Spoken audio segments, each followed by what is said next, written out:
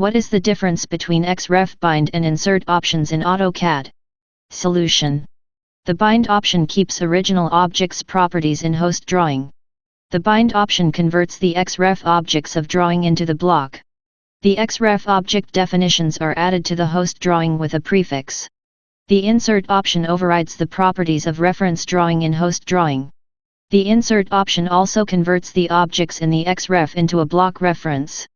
But object definitions are merged into the host drawing without adding prefixes. See how it works.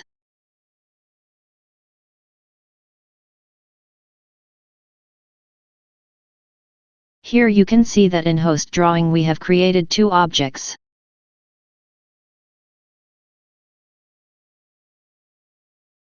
These are created on layer 1 and layer 2. Now on Xref window we are inserting the reference drawing into host drawing.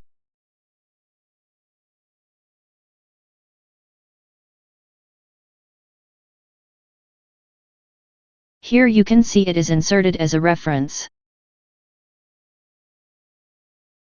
Now on reference drawing right-click and select Bind option. By default Bind is selected, so click OK. You can see external reference is converted into block.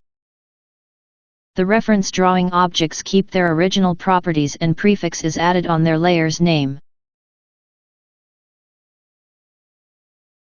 Now we see Insert option. Right-click and select Bind option and then Insert option.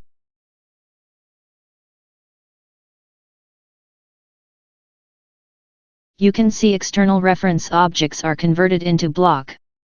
And the reference drawing layers are merged into host drawing layers and reference drawing objects' properties are changed. Similarly, if you select again Bind option, then objects' properties are not changed and prefix added on layer's name.